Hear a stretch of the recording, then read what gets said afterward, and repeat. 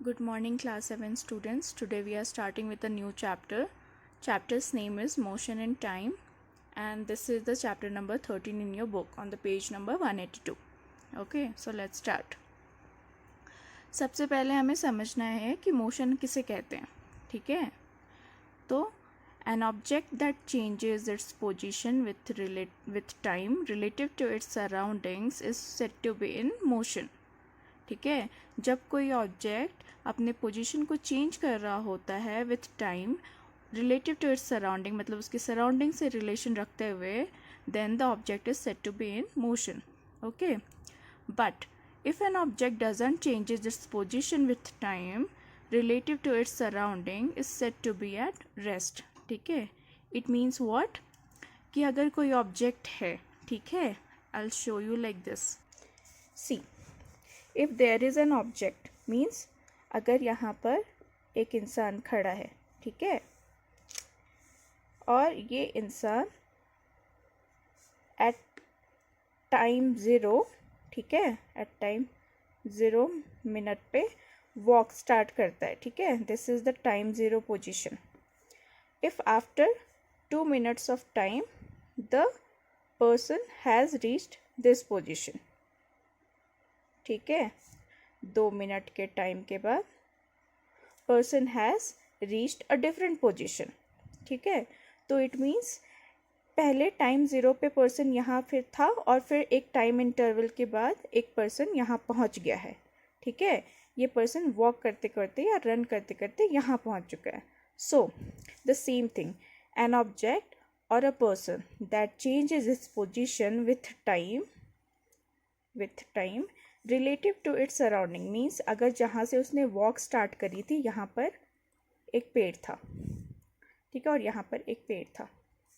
ठीक है, जब इसने इस इंसान ने वॉक स्टार्ट करी तो इसका इस ट्री के साथ डिस्टेंस इतना था, इस ट्री के साथ डिस्टेंस इतना था. ठीक है, लेकिन जब 2 मिनट के बाद ये पर्सन यहाँ पहुँचता है तो इसका डिस्टेंस इतना हो जाता है. ठीक है, और इस ट्री का डिस्टेंस इतना हो जाता है. ठीक है, it means a person is changing its position, okay, with respect to time. ठीक है, relative to its surrounding. It means this person is in motion. Okay, ये इंसान मोशन में है. Okay, so this is called motion. लेकिन अगर वही ये इंसान, ठीक है, वॉक नहीं कर रहा होता और 2 मिनट के बाद भी ये यहीं प्रेजेंट होता जहाँ पर से इसने वॉक स्टार्ट की थी, और तो मतलब कि इनिशियल पोजीशन और फाइनल पोजीशन दोनों सेम है टाइम ख़त्म होने के बाद भी, और सराउंडिंग्स भी इसके चेंज नहीं हुए हैं. It means the person is at rest. Okay, so that is why an object that changes its position with time relative to its surrounding is said to be in motion. But if an object doesn't change its position with time relative to its surrounding is said to be at rest. ठीक है, examples देखते हैं motion का. Soldiers in a march past. ठीक है, जब soldiers move कर रहे होते हैं मार्च पास्ट में. Bullock cart moving on a straight line. ठीक है, और in straight road. Hand of an athlete in a race, मतलब कि हैंड जो होती है एथलीट की जब वो रेस कर रहा होता है तो वो एक पीरियोडिक मोशन में होती है. ठीक है, बार बार आगे पीछे हैंड जा रही होती है ना. Pedal of a bicycle in motion, motion of the earth around the sun and motion of a swing. तो ये सारे मोशन हो रहे हैं. क्यों हो रहे हैं? बिकॉज ये सारी चीज़ें टाइम के अकॉर्डिंग अपने पोजीशन को चेंज कर रही है रिलेटिव टू इट्स सराउंडिंग. इसके सराउंडिंग से रिलेशन भी चेंज हो रही है. ठीक है, so that is why this all is an exam, this all are example of motion. अब हमें समझना है कि स्लो का मतलब क्या होता है और फास्ट का मतलब क्या होता है. Okay, so the distance moved by an object in a particular interval of time decides which one is faster and which one is slower. ये बोल रहा है कि जो अगर एक ऑब्जेक्ट है और वो डिस्टेंस कवर करता है एक पर्टिकुलर इंटरवल ऑफ टाइम में कुछ, ठीक है, तो जो ऑब्जेक्ट एक डिस्टेंस को कवर करता है कम टाइम में, that object will be faster, and वही डिस्टेंस अगर दूसरा ऑब्जेक्ट कवर करता है ज़्यादा इंटरवल ऑफ टाइम में, ज़्यादा टाइम पे, तो that object will be slower. ठीक है, सो फास्ट एंड स्लो हम डिस्टेंस और टाइम के अकॉर्डिंग डिसाइड करते हैं। ठीक है, और टाइम और डिस्टेंस और टाइम को के अकॉर्डिंग जो हम डिसाइड करके फास्ट एंड स्लो बता रहे होते हैं, उससे हमें ऑब्जेक्ट की स्पीड का पता चलता है कि वो कितने स्पीड में है। ठीक है, for example, if two car 1 and car B are going in the same direction, दो कार हैं जो कि सेम डायरेक्शन में जा रहे हैं रोड पर, but car 1 reaches the finishing point जो कि 1 किलोमीटर के बाद है इन 5 मिनट्स। कार 1 जो है वो फिनिशिंग पॉइंट कवर कर लेती है 5 मिनट्स में, and car 2 reaches the finishing point in 8 minutes. लेकिन जो कार 2 है वो फिनिशिंग पॉइंट पहुंच रही है 8 मिनट में। तो ये तो आप भी बता सकते हैं कि कार 1 बहुत फास्ट चल रही थी इसलिए वो 5 मिनट में पहुंच गई, कार 2 स्लो चल रही थी इसलिए उसको 8 मिनट लगा। ठीक है, उसे 3 मिनट ज़्यादा लगी कार 1 से। So then the car 1 is faster than car 2। Same चीज़ बताई गई है यहाँ पर। Also the distance covered by an object in a unit time is known as the speed of the object. ठीक है, यहाँ पर बोल रहा है किसी भी चीज़ की स्पीड का हम कैसे पता चलते हैं, लगाते हैं, मतलब हमें उस ऑब्जेक्ट के डिस्टेंस कवर्ड को देखना होता है और उसके टाइम कवर्ड को देखना होता है, कितने टाइम में उसने कितना डिस्टेंस कवर्ड किया है, इससे हमें किसी भी चीज़ की स्पीड का पता चलता है। ठीक है, फॉर एग्जाम्पल, एक बाईसाइकिल है, ठीक है, जिसने डिस्टेंस कवर किया 20 किलोमीटर, टाइम लगा उसे, टाइम टेकन वॉज, ठीक है, 30 मिनट्स। ठीक है, तो स्पीड क्या होगी, ठीक है, स्पीड विल बी, और this will be half hour. ठीक है, क्योंकि जब भी स्पीड हम बताते हैं तो हम या तो किलोमीटर आवर में बताते हैं या मीटर पर मिनट में बताते हैं, ये मैं आपको आगे बताऊंगी। ठीक है, तो इसका मतलब स्पीड का मतलब क्या हो रहा था, स्पीड का मतलब था डिस्टेंस कवर्ड। डिस्टेंस कवर्ड कितना है, 20 किलोमीटर। ठीक है, और चूँकि हमें किलोमीटर पर आवर में डिस्टेंस निकालना है तो जो टाइम है उसको मिनट को हम आवर में चेंज कर लेंगे, 30 minutes equals to half an hour. ठीक है, तो नीचे हम हाफ आवर लिख देंगे। ठीक है, इसका क्या हो जाएगा, 20 into 2 equals to 40 kilometre per hour. ठीक है, तो स्पीड क्या हो गई, स्पीड हो गई बाईसाइकिल की 40 kilometre per hour. Okay, so the distance covered by an object in a unit time is known as the speed of the object. ठीक है, अब हम आते हैं स्पीड पे। स्पीड क्या होती है, ठीक है, speed is the total distance covered by an object in a unit time. Same चीज़ जो मैंने यहाँ पर आपको बताया, ठीक है, कि स्पीड हम कैसे निकालते हैं, distance covered by the total time taken bye an object, उससे पता चलता है कि उस ऑब्जेक्ट की स्पीड कितनी थी। ठीक है, तो यहाँ पर देखिए, speed equals to total distance covered divided by total time taken. ठीक है, ऐसे हमें पता चलती किसी भी ऑब्जेक्ट की, किसी भी चीज़ की स्पीड क्या है। For example, a car travels to a distance of 40 kilometre in an hour, so the speed of the car will be 40 kilometre per hour, क्योंकि the distance covered will be क्या हो गया, 40 किलोमीटर आ जाएगा यहाँ पे, और total time taken will be an hour, मतलब कि 1 आएगा, तो it means the speed of the car will be 40 kilometre per hour. If a boy walks to a distance of 2 metre in 15 second, ठीक है, then the speed of that boy is 2 metre per second. Okay, तो मैंने आपको बताया था ना speed कैसे denote करते हैं, स्पीड की यूनिट कैसे निकालते हैं। स्पीड को या तो हम डिनोट करते हैं किलोमीटर पर आवर में, या फिर मीटर पर सेकेंड पे, ठीक है, या फिर मीटर पर मिनट भी निकाल सकते हैं। ठीक है, but you have to remember this formula, speed equals to total distance covered by total time taken. Okay, यहाँ पर देखिए, distance covered per amount of travel time, ठीक है, यही हो गया स्पीड का formula, speed equals to distance by time. Units are metre per second. In equation form में डिस्टेंस को हम ऐसे लिखते हैं। तो जब भी हमें स्पीड को डिनोट करना है, किसी चीज़ की स्पीड बतानी है, तो उसकी यूनिट्स क्या होती है, मीटर पर सेकेंड होती है।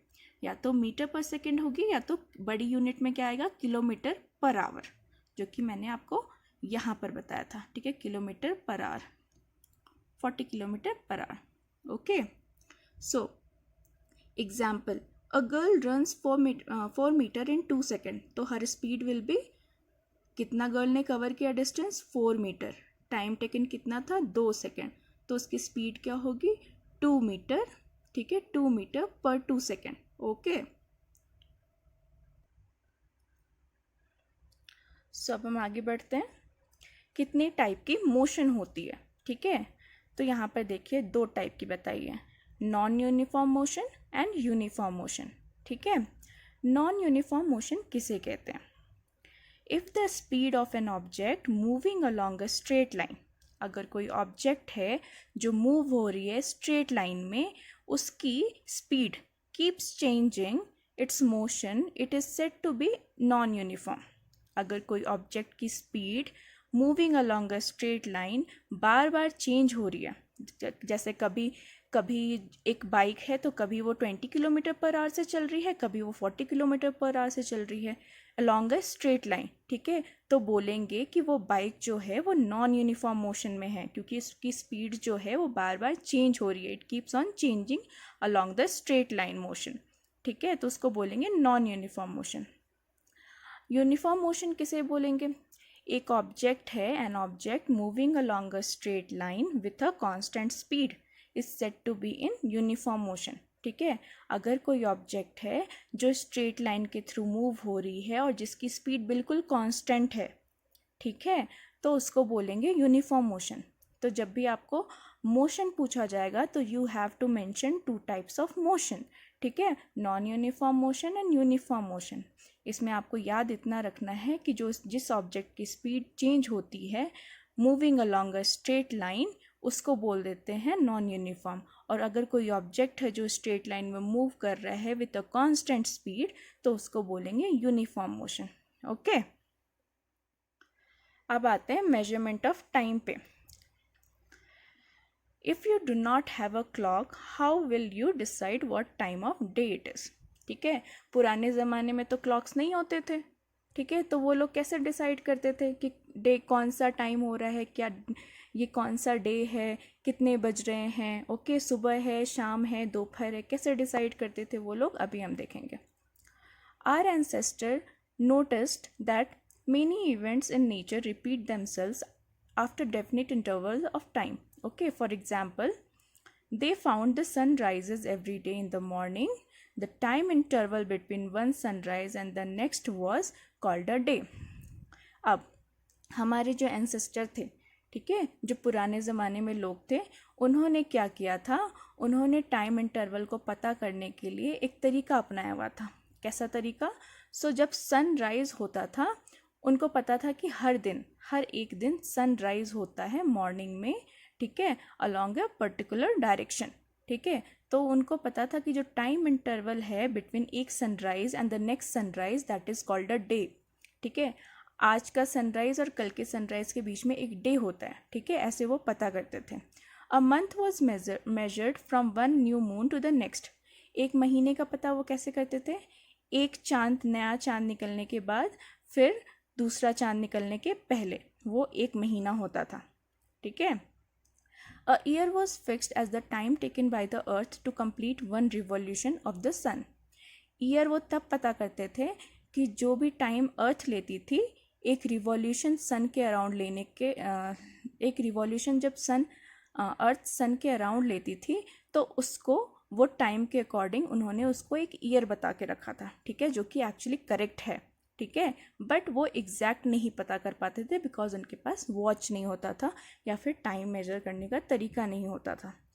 ठीक है, so nowadays we use clock or watches to measure the time. ठीक है, आज तो हमारे पास क्लॉक रहते हैं, वॉचेस रहते हैं, हम आराम से उसमें देख लेते हैं कि क्या टाइम हो रहा है। The working of clock is rather complex but all of them make use of some periodic motion. ठीक है, तो जो क्लॉक की वर्किंग होती है ना, क्लॉक जैसे जब बनाया जाता है, घड़ी जब बनाई जाती है, तो उसकी जो वर्किंग, उसकी जो प्रिंसिपल होती है वो बहुत कॉम्प्लेक्स होती है। ठीक है, बट सारे मोस्ट ऑफ द जो भी क्लॉक है और वॉचेस है उसमें हम एक पीरियोडिक मोशन का यूज़ करते हैं। ठीक है, उस पीरियोडिक मोशन के थ्रू ही हमें टाइम पता चलता है। ठीक है, the most well known periodic motion is that of a simple pendulum. ठीक है, अब जो सबसे कॉमन पीरियोडिक मोशन है वो है एक सिंपल पेंडुलम। ठीक है, पेंडुलम आपको पता होगा ना, एक बॉल होती है या फिर एक बॉब बोलते हो एक्चुअली उसको, और वो एक पाइवट से लटक रही होती है with the help of a thread. ठीक है, और जब आप उसको टू एंड फ्रो मोशन में देखते हैं, इधर उधर जाते हुए, that is called a periodic motion. To and fro motion of a simple pendulum is an example of a periodic or an oscillatory motion। ठीक है, जो पेंडुलम की टू एंड फ्रो मोशन होती है, I'll show you a pendulum। ठीक है, ये है एक पेंडुलम। ठीक है, ये हो गया पॉइंट ऑफ सस्पेंशन जिसको कि पाइवट बोलते हैं। ठीक है, ये हो गई हमारा बॉल जिसको कि बॉब बोलते हैं। ठीक है, और ये हो गई थ्रेड जिससे कि ये बॉब लटक रहा होता है। ठीक है, और ये पेंडुल बॉब ऐसे टू एंड फ्रो मोशन में जा रही होती है, ऐसे इस तरीके से। ठीक है, जो सेंटर की रेस्ट पोजीशन होती है उसको हम मीन पोजीशन कहते हैं। जब the bob is present in the centre most position, ठीक है, in a resting position without any motion, then that position is called the mean position. ठीक है, और एक साइड की एक्सट्रीम पोजीशन और ये दूसरे साइड की एक्सट्रीम पोजीशन हुई। मतलब कि ये जो बॉब है, जब इसको मोशन कराया गया तो ये यहाँ से यहाँ तक आई और यहाँ से फिर वापस यहाँ तक गई। इस डायरेक्शन में इसका एक्सट्रीम पोजीशन ये है, इस डायरेक्शन में इस बॉब का एक्सट्रीम पोजीशन ये है। ठीक है, ये हो गई पाइवट। पाइवट मतलब जहाँ से pendulum with the help of a thread लटक रही होती है। ठीक है, और पॉइंट ऑफ सस्पेंशन भी बोलते हैं इसको। ये हो गई थ्रेड, ये हो गया बॉब, इसको बोलते हैं बॉब सी, इसको बोलते हैं बॉब। ठीक है, और ये होती है थ्रेड जिससे ये बॉब लटक रहा होता है। So this is a simple pendulum. तो to and fro motion of a simple pendulum is an example of a periodic or an oscillatory motion. ठीक है, तो इस मोशन को, ये जो मोशन हो रही है यहाँ पर, ये यहाँ से यहाँ ऐसे जो जा रही है, इसको बोलते हैं पीरियोडिक मोशन और ऑसिलेटरी मोशन। पीरियोडिक मोशन क्यों कहते हैं? बिकॉज ये एक टाइम पीरियड में एक सर्टेन डिस्टेंस, मतलब एक particular amount of distance cover करती है। ठीक है, इट इज़, और उसके जैसे कि ये बॉब को यहाँ से हमने यहाँ से रिलीज़ किया। ठीक है, तो after 1 minute of time if this bob is reaching again this position, or after 5 seconds of time this bob is again reaching this position. ठीक है, छोड़ने के बाद, मोशन में छोड़ने के बाद, देन वापस दूसरे सेकंड पे ये वापस इसी पोजीशन में मिलेगी। मतलब कि ये टाइम के अकॉर्डिंग सेम डिस्टेंस कवर करेगी। ठीक है, तो this is called a period. हर एक टाइम पीरियड के बाद ये अपने आप को रिपीट करेगी। ठीक है, तो this is called a periodic motion.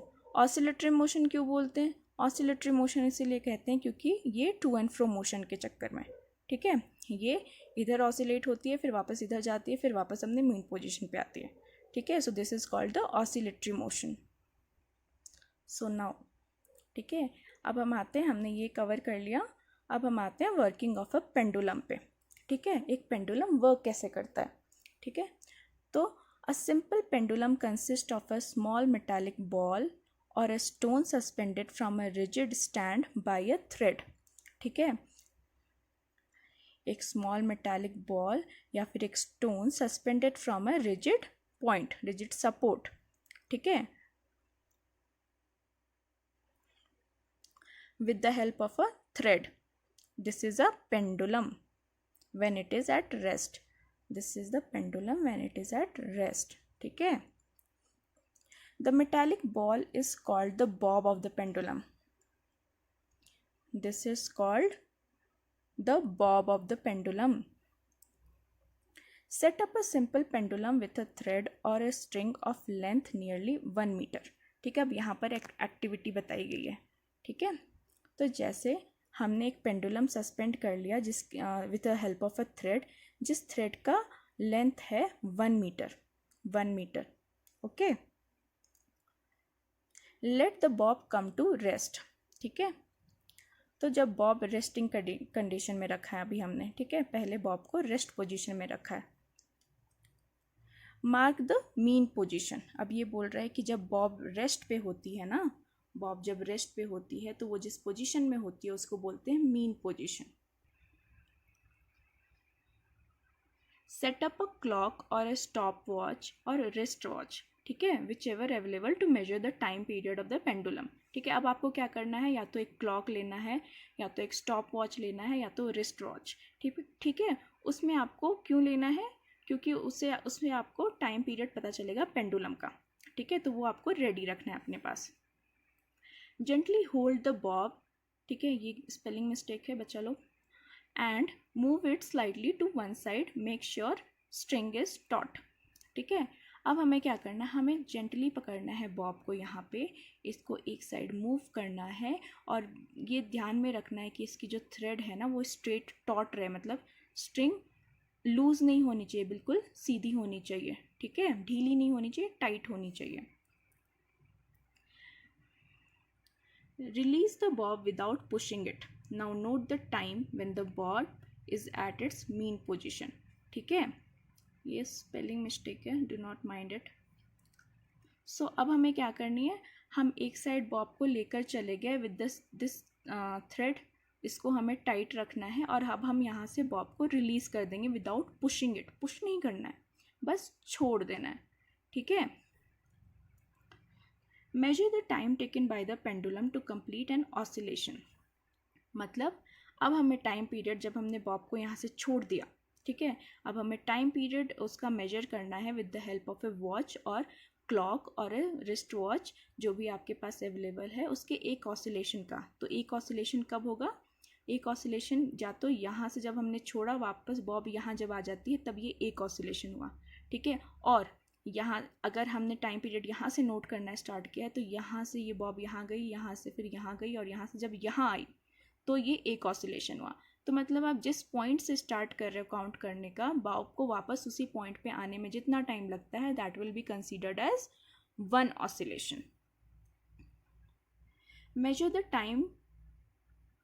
Time pendulum takes to complete 20 oscillation. ठीक है, अब हमें टाइम मेजर करना है.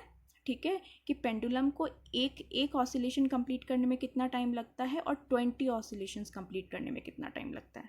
ठीक है, तो ये एक एक्टिविटी बताई गई है. अगर आपके पास एक छोटा सा स्टोन है, ठीक है, स्टोन तो आपको मिल ही जाएगा, उस पर आपको एक थ्रेड लगाना है, थ्रेड बांधना है. ठीक है, अब उस थ्रेड को, वो थ्रेड आप लेंथ लीजिएगा 1 मीटर.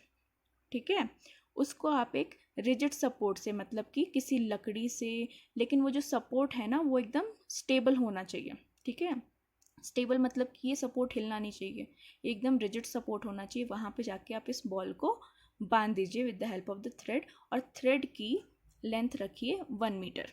ठीक है, उसके बाद आपको इस बॉब को एक साइड डिस्प्लेस करना है, इस स्ट्रिंग को टाइट रखते हुए, थ्रेड को टाइट रखते हुए, और रिलीज़ कर देना है. फिर आपको एक रिस्ट वॉच और क्लॉक के हेल्प से इसका एक ऑसिलेशन का टाइम पीरियड ये करना है, मेजर करना है. ठीक है, तो एक यहाँ से आपने जब छोड़ा बॉब को ऐसे, तो ये यहाँ से यहाँ गई, यहाँ से यहाँ गई, यहाँ से फिर यहाँ आई, फिर यहाँ से फिर वहाँ आई. ठीक है, तो यहाँ जब बॉब को यहाँ से छोड़ा गया है तो ये जब बॉब वापस यहाँ आती है, ठीक है, तो that will be considered as one oscillation. तो आपको ऐसे 20 ऑसिलेशन करना है और उसका टाइम पीरियड कैलकुलेट करना है. ठीक है, ये बहुत छोटा सा एक्टिविटी है, ये आप घर पे ट्राई कीजिएगा. ओके, आगे की chapter will learn in the next class. Okay, so please try this activity, बहुत सिंपल एक्टिविटी है. एंड एक और बात, ये जो थ्रेड की मैंने लेंथ आपको 1 मीटर बताई है, ठीक है, आप पहले 20 ऑसिलेशंस 1 मीटर की लेंथ के थ्रेड से करिए और उसके बाद धीरे धीरे करके इस थ्रेड की जो लेंथ है उसको कम करते जाइएगा। ठीक है, उसके बाद आप उसके टाइम पीरियड, एक ऑसिलेशन का टाइम पीरियड और 20 ऑसिलेशन का टाइम पीरियड कैलकुलेट कीजिएगा। ठीक है, so what you will see in that activity कि जैसे जैसे थ्रेड है ना, इसका लेंथ आप चेंज कर रहे हैं। ठीक है, जैसे पहले हमने 1 मीटर की थ्रेड से इस स्टोन को लटकाया और उसके बाद इसके एक ऑसिलेशन को का टाइम पीरियड कैलकुलेट किया। ठीक है, उसके बाद फिर हमने इससे सेम 1 मीटर की थ्रेड से हमने 20 ऑसिलेशन का टाइम मेजर किया। फिर हमने इसको 1/2 मीटर की थ्रेड कर दी। ठीक है, ये 1 मीटर का था, हमने 1/2 मीटर कर दिया, ऊपर बांध दिया और ऊपर ले जाकर। ठीक है, उसके बाद हमने वापस इसको डिस्प्लेस करके एक ऑसिलेशन का टाइम पीरियड मेजर किया। फिर वापस उसी से हमने 20 ऑसिलेशन का टाइम पीरियड मेजर किया। तो ये सारे आपको मेजर करने हैं एक छोटा सा टेबल बना के। ठीक है, along with the length of the thread. ठीक, कितने थ्रेड पे आपने कितने ऑसिलेशन करवाए और टाइम पीरियड क्या है, और उसके बाद आपको मुझे भेजना है। ठीक है, ये बहुत छोटा सा एक्टिविटी है और ये एक्टिविटी करने से आपको आगे आपकी जो साइंस है, साइंस 7th और 8th क्लास की जो साइंस रहेगी उसमें बहुत हेल्प मिलेगा। Okay, please try it, and जो भी कैलकुलेशन होगी, जो भी टेबल आप बना रहे हो, आप मुझे ये सब लिख के भेजिएगा। ओके, सो आगे का हम नेक्स्ट क्लास में कवर करेंगे। Thank you so much.